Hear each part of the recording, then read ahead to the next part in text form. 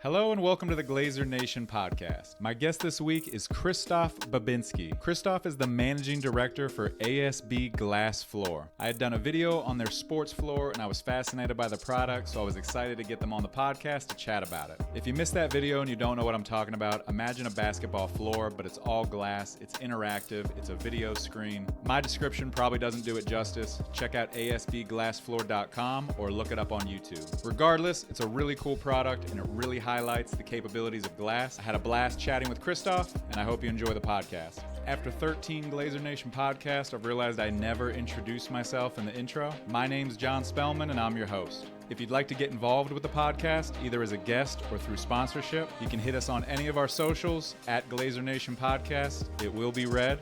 Or you can email me directly at johnspellmanpodcast@gmail.com. If you enjoy this podcast or any of the content that we create, it's funded entirely by our sponsors, and there's different levels that you can get involved. Sponsors for this podcast are Glazier Nation. You can check out all their offerings at glaziernation.com and Glass Build. Work in the glass or fenestration industry? Build your team, business, and livelihood by attending the biggest industry event of the year, Glass Build America. Join your peers, prospects, and competitors in Atlanta October 31st through November 2nd for the ultimate business building and networking event, Glass Build America. Learn more and register at glassbuild.com. That's glassbuild.com. Register for free using promo code POD. Time zones, I know it's like a pretty basic thing, but I'm still impressed by them. Like my little tiny lizard brain's still impressed by time zones and the fact that it's like tomorrow already in China. Yeah. Trust me, it keeps us up quite a lot here because we do all of our business internationally, so it's not ideal. So Christof, hey man, thank you so much for joining me. ASB Glass Flooring. I came across your product scouring the web to create some content about glass, and I was impressed. I don't know a ton about it, and that's why we've got you on here to tell me more about it. So I think first of all, where did this idea come from? So we make a sports floor out of glass, which sounds pretty insane when you think about it.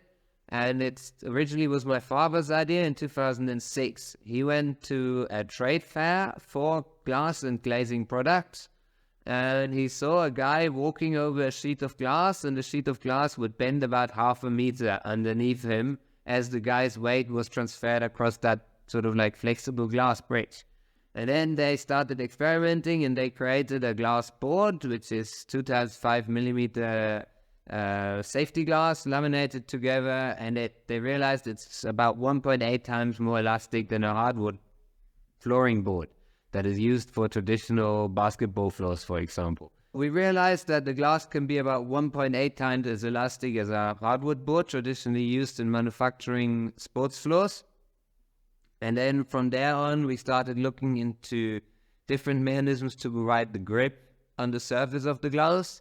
And we reached a very interesting product, really. It's very unique because we deep etch the glass. It needs to be a computer-controlled process. It's chemical etching in the top surface of the glass.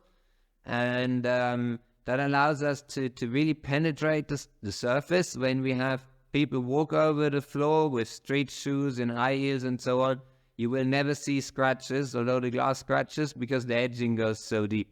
And that's essentially really important on our video floor because this edging creates the top layer, which we use as a back projection.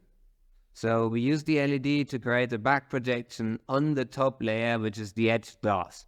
And on top of that, we burn in ceramic dots that provide the grip for the athlete's shoes.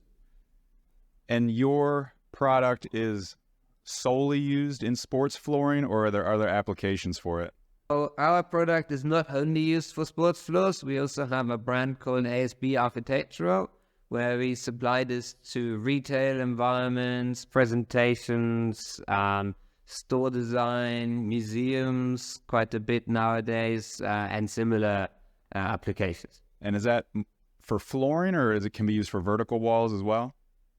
We have, by popular demand, also developed a product that we call ASB Digital Wallpaper, which uses the same deep etching technology on the glass and then that's why we call it digital wallpaper. When the LED screen's installed behind it, it looks more like a printed surface than a screen. You lose the so-called moire effect that you get when you look at a collection of millions of little illuminated dots. Normally you get the phone showing weird patterns and stuff. So the glass avoids all of this. It makes the LED then tangible. It becomes a material of architectural value. It's easy to clean, has a 180-degree viewing angle, and is impact resistant. That's a lot. So I'm going to ask an ignorant question. The deep etching that you're describing, is this somehow related to a term that I just learned, 7D technology? No. Okay. The reason I ask is I was looking at the glass bridges in Vietnam. Have you seen those? Mm-hmm. And they have like the capability to like it looks like the glass is breaking, and I don't know what psychopath came up with that, but it seems kind of like a similar application. You didn't do those bridges, did you? Did I just call you a psychopath? No. Okay. No. Good. Our application produces a lot more light output because we go into like large arenas with 50,000 spectators in them, and we need to fight against television broadcasting light. So we have a super high-end LED panel that we install under the glass. What? Whilst the application with the bridge was basically computer screens or monitors. Okay. What sports are you guys involved with now? Well, the biggest sport for us at the moment is basketball. Clearly, we just did the FIBA Under-19 World Cup, where for the first time a global event was hosted on a sports floor made out of glass, and wood was abandoned for the first time. And the FIBA Secretary General stated that, today we're making history and we're leaving the holy wood behind for the first time. So this is important to us. We are having a regular league match happening in Germany now, and I hope we can penetrate the German league for this season and then the following ones with more and more installations. And we talk on a lot of different levels in Europe, in Asia, in Australia, and also in the US, where we've identified the US as a key market, and we're going to open a subsidiary in the US, most probably in Indianapolis within this year. Yeah, I can't see a scenario where it doesn't become more popular than the wood flooring for a basketball type event. Just looking at some of the videos I saw of the product and looking at your website, I guess maybe help for the listeners. What are some of the capabilities? So we replaced the wood basketball floor with the ASB Glass Flooring basketball floor. It's not just that it's a glass floor. We've already kind of got into how you have the deep etching and the LED lights. So what are some of the capabilities that come with that to kind of make it a more interactive sporting experience? So I think when we do that, we need to look at two things, because we have two product ranges. We have one product that's called the ASB Lumiflex, which is a full video glass floor. And we have the ASB Multisport, which is a sports floor made from glass, but it only has LED lines underneath, and you press a button for basketball, then you press a button for volleyball, and the pitch changes immediately. But what we also have is a sports floor. So let's start with that, because a sports floor needs to fulfill certain criteria, which glass in general doesn't fulfill. So for the last 10 years, we spent a lot of time fighting windmills and dealing with the sort of prejudices people have when they think about glass. For them, glass is transparent, glass is hard, glass is reflective, and glass breaks when you fall down. So by using a safety glass and a sandwich panel, we can deal with the breaking. By introducing the deep etching, we can deal with the glass's reflective business. We then have a technology how when we just have the lines, we print on the glass with a diffusion layer on the back of it, so that we have an incredibly sharp line that gets accepted by sporting federations. Then we have the ceramic screen print that we apply on the glass to provide the right grip. And now it becomes interesting, because suddenly we're producing a sports floor that's more elastic than any wooden sports floor out there, but has 100% ball reflection in basketball at more safety, because the player's joints and bones have to take less strain because the floor has more give. And then the grip that we provide with these burned-in ceramic dots has the advantage that when you fall on it, you don't stick to the lacquer like you do on a wood floor.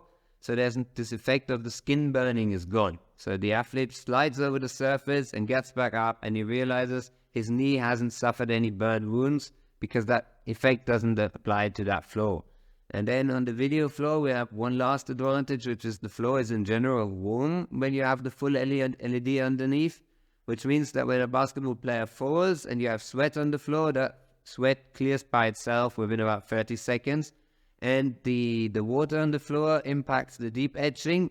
So it's actually a safety feature. You can see immediately where the floor has gotten transparent, where there's water on top of it. And then as long as it's wet, that effect is visible. So it also helps you identify potential wet spots on the floor. What is it that gives it the more, you said elasticity, is that the word you used? What is it that allows that to happen?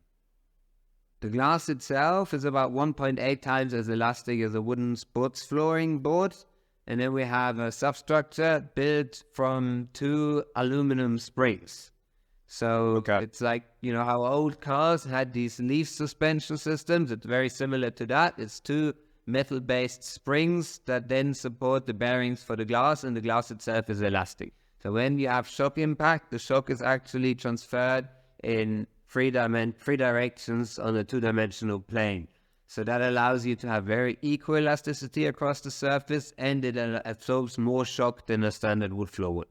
Never having dribbled a basketball on glass, is it something that like a player who has played 18, 20, 30 years on wood, are they going to notice a difference when they move to the glass?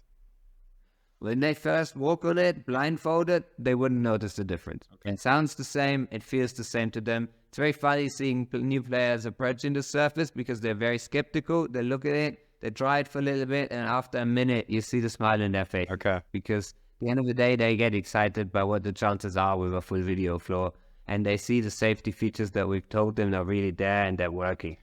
At the same time, a basketball player is used to working with a wooden product, so that's a natural product that sort of like always alters a little bit, and then you have famous dead spots, for example, where something breaks in the substructure. These things can't happen on a glass floor, so they give the player a bit more controllability of the surface, so they generally like it. Okay. But there is differences to wood floors. For example, when you bounce the ball, you feel that level of vibration spread out a bit further than on a standard wood flooring system. So that everything you just described was the sports floor. The video floor is where we can have the player tracking and that kind of stuff? Yeah. And the capabilities with that right now, I mean, it looked to me almost like you're kind of like watching a video game where they can have a circle underneath the player. I'm sure there's 1,000 other things you can do. What are some of the highlights of that? So I think what's important is that we've started a new company in a joint venture called Glass Floor OS, where we bring the operating system for that video floor. And we treat that operating system a little bit like a games console. So in the games console, you plug in a monitor. In our case, that's the floor. But we can also plug in parameter LED boards or that sort of like Jumbotron cube they have in arenas, and also send information to that. And then we can plug in different systems. So we can plug in player tracking systems so that we know where the athletes are on the floor, and then we can display rings underneath them. We can plug in heart rate system monitors to show the pulse rate of players whilst they're running. We can plug in basketball tracking systems that basically create information and then gather information when a player attempts a shot on target, and then how well it goes through. So we can create interactive training drills, we can create animations. I could imagine a basketball game where like there's a hunt for the most valuable player of the match, then we make it burn under the player with currently the highest points, and then we show like a loading dial around the other players that shows like, oh, he's about 95% of where the current MVP is. And then we can even display QR codes to allow you micro betting transactions in a very fast period of time with your phone. And that's kind of like a future that we're heading towards, and our job is to facilitate that project because we want to ensure the floor always gives back to the athlete and doesn't just become a commercial gimmick. Sure. Yeah. I mean, that's a lot. That's a ton. That's a huge change from like where your standard, I'll say, American NBA basketball game is. When you have the interactive player tracking or anything like that, I mean, how do the players react to that portion of it? Do they like it? Are they distracted by it? Do they not care? No, we need to make a distinction between a match situation and a training situation or a player introduction, for example. So the moment the ball is in play, we keep the field steady. And it's very important to us that the field really shows the game lines, that it doesn't create any confusion, any distraction. The player needs to have a focus on it. The key is to learn which areas of the floor you can activate in-game. For example, nothing speaks against showing something on the floor behind the player attempting a free throw, because he's only looking at the basket, and whatever we do behind him doesn't affect him. So that's the sort of areas we are exploring at the moment, and you will see more and more in-game animations, but we are also aware that this is a very sensitive topic, and we need to really see on that. And then at the same time, it's also down to equipment. If a player needs to wear a tracker to enable this technology, then that first needs to be approved by the Players Association and so on. So that there's potentially a far or a long way until we get there. But that really depends on what you want to do, because you can do non-intrusive tracking with camera systems. That allows you to do everything you want almost instantaneously, but it doesn't allow you to really identify which player is in what spot. So for player introductors, you might want to know that player 21 is player 21, so that you can display their name next to it. So it's all a question of what mix of technology is used at what given moment in time. How about boundaries and ball tracking? I mean, there's some pretty famous tennis arguments of whether the ball was in or out. Can the flooring track where the ball has hit? In short, yes. Yeah, okay. And is that an application that can be used in basketball, tennis with the flooring? Yes. Are there other applications maybe in the future, different sports? I mean, we're kind of focused on where you're basically transitioning, I'll say a hard floor to a glass floor. Is there any applications that you could use on like an outdoor pitch, like soccer, baseball? Not really. I mean, soccer and baseball are completely different sports. Sure. So you don't use sports floors as such, so they're not our market. Okay. But any indoor sports floor, we already did large volleyball tournaments, for example. It's a superb playing ground, no question. Interesting for us is also the growth of pickleball in the US. That could be an interesting one. Obviously, indoor tennis could be interesting. Badminton, table tennis, everything that's played indoors. Okay. Yeah.